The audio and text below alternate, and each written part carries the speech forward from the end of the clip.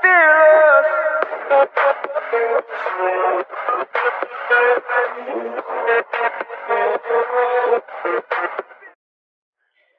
sobat semua, pada kesempatan kali ini Mimin akan mencoba merangkum alur cerita Murim yang berjudul Prince Hero. Cerita ini mengisahkan seorang pemuda yang berhasil membangkitkan bakat dalam dirinya. Seperti apa kisahnya? Mari kita mulai ceritanya. Awal cerita kita disuguhkan dengan suasana malam hari di kota Kinglong. Dan bisa kita lihat ada sebuah bangunan rumah di sana. Jika kita telusuri lebih dalam, ada seorang pemuda berambut putih yang sedang melakukan meditasi. Tidak lama kemudian, pemuda itu bangkit dari meditasinya dan berkata, "Selesai." Ternyata dia sedang berusaha membangkitkan kekuatan yang ada dalam dirinya. Apakah kalian tahu, sobat, kekuatan apa yang ada di dalam diri pemuda itu? Ya, itulah dia, mata langit. Kekuatan ini dibagi menjadi 9 kelas, di mana peringkat 1 adalah yang terendah, sedangkan peringkat 9 adalah yang tertinggi. Namun ternyata masih ada lagi tingkatan paling tinggi atau mungkin tertinggi, yaitu yang disebut Heaven. Kekuatan mata langit dapat melihat semua kepalsuan, namun sangat jarang terlihat dalam 100 tahun dan hampir mustahil menemukan pemilik bakat ini di dunia. Tapi sulit dipercaya, pemuda ini telah berhasil membangkitkan kekuatan itu. Siapakah dia sebenarnya? Itulah yang masih jadi tanda tanya besar kita semua. Namun jika kita telusuri lebih jauh, ternyata pemuda ini bukanlah penduduk asli Kinglong, tapi dia berasal dari Tianlong. 10 tahun yang lalu telah terjadi pertempuran hebat di Tianlong yang menyebabkan dirinya terpaksa mengungsi bersama penduduk lainnya ke kota Kinglong. Dan karena pertempuran itulah dia juga kehilangan orang tuanya. Rem pun berpindah dengan sangat kasar seperti kasarnya dunia ini. Hehehe. Kita geser sedikit ke kerajaan Tianlong. Ternyata di sana sedang diadakan acara festival kedewasaan, yang dimana acara ini memang sudah menjadi tradisi kerajaan Tianlong. Diadakan juga pesta dansa di sana. Ini hal yang sangat penting bagi setiap remaja. Namun ada sesuatu yang lebih penting di balik acara ini. Hal yang dimaksud lebih penting adalah setelah upacara kedewasaan, seseorang dapat berpartisipasi dalam percobaan dan memanggil roh suci untuk menjadi orang yang sangat kuat. Prem pun berpindah kembali dan memperlihatkan pemuda berambut putih itu di ruangan pesta dansa. Ternyata dia juga menghadiri acara tersebut, namun dia hanya datang sendirian tanpa membawa pasangan. Sedangkan yang lain terlihat berpasangan. Pemuda berambut putih itu tidak menyadari bahwa sebentar lagi akan ada masalah pada dirinya. Sampai akhirnya dia pun bertemu dengan salah satu pasangan yang juga menghadiri pesta dansa itu.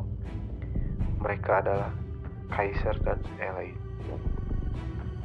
Sedikit informasi, Kaisar adalah si jenius pertama dari Akademi Kinglong, sedangkan Elaine kecantikan pertama dari Akademi Kinglong.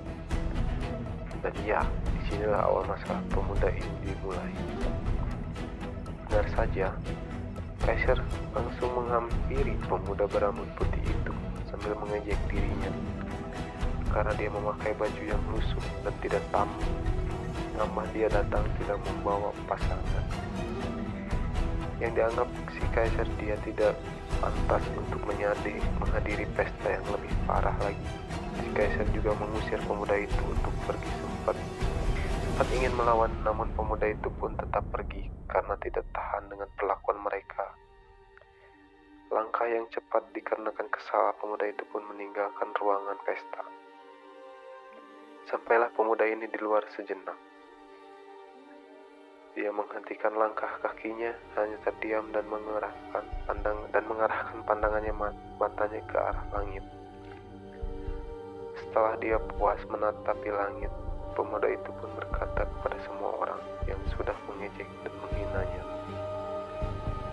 "Suatu hari kalian akan menyadari betapa hina dan bodohnya kalian," ujar si pemuda.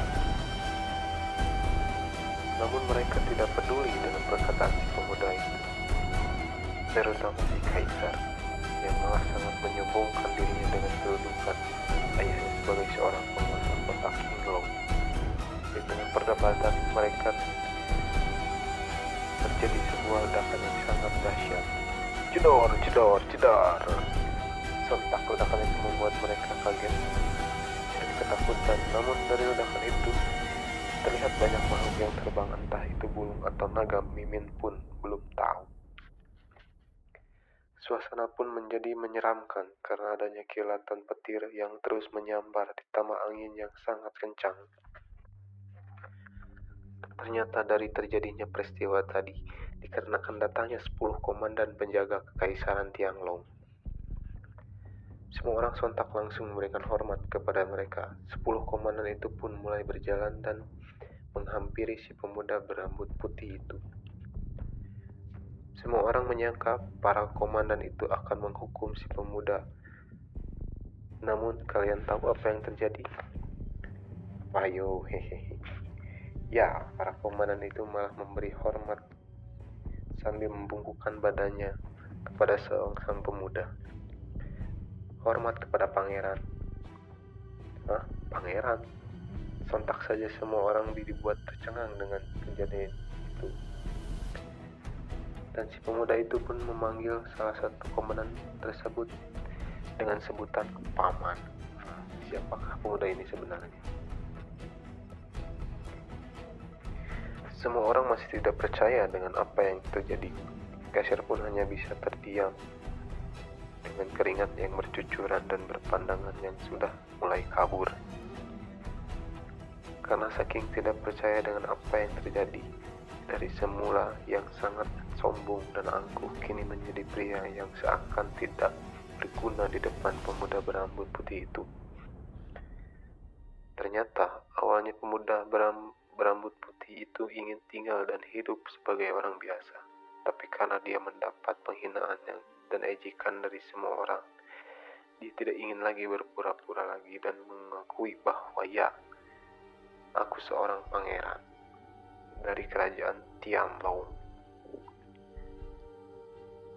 dan namanya adalah Hero. Mereka yang ada di sana langsung memberikan hormat kepada pangeran. Ada pesan, di balik itu ada pesan dari sang pangeran kepada semua orang yang mungkin untuk kita juga termasuk Mimin.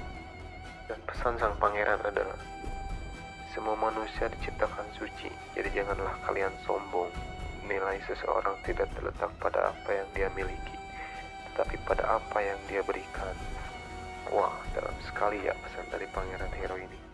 Kembali ke cerita. Paman Hero mengajaknya untuk kembali ke istana. Namun Hero menolak ajakan pamannya itu.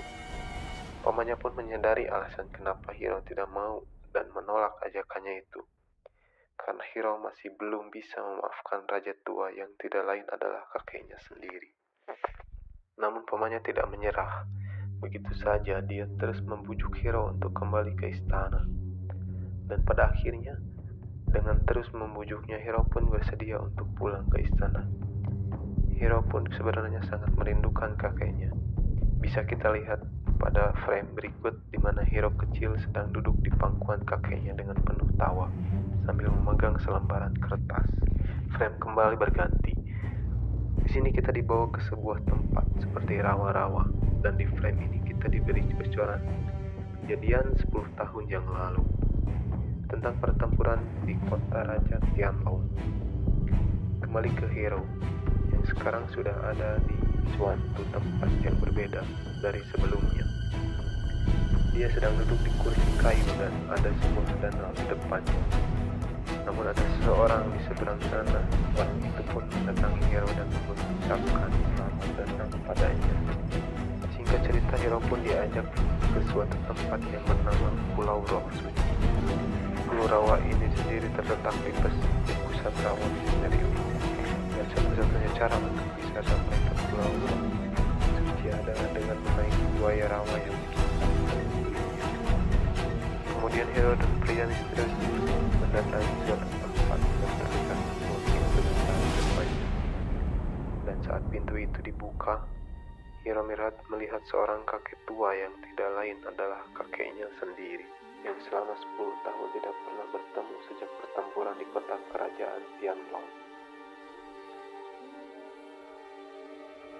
Dengan nada lirih, dia memanggil sang kakek. Rasa rindu yang sangat dalam dirasakan oleh Hero. Sang kakek yang juga sangat merindukan cucunya itu memanggil Hero untuk datang ke pelukan. Merasa ragu dan berpikir panjang, lantas Hero pun berlari untuk memeluk sang kakek. Itu sangat haru karena mereka tidak ingin mata mereka, dan mata mereka pun tidak bisa dibenci karena mereka sang kakek merasa senang karena cucunya. Setelah itu, lalu sang kakek dan cucunya saling bercerita pengalaman mereka berdua. Namun saat mereka sedang mengobrol, tiba-tiba terlihat ada 3 orang yang datang kira-kira siapa mereka itu. Oke sobat, mungkin Mimin akan membahas kelanjutan ceritanya di next chapter. Jadi jangan lupa untuk like, komen, dan subscribe channel Mimin agar tidak ketinggalan update video-video terbaru dari Mimin. Jika kalian ada masukan, tulis di kolom komentarnya ya. Sampai jumpa di next video dan salam sikat. Bye-bye.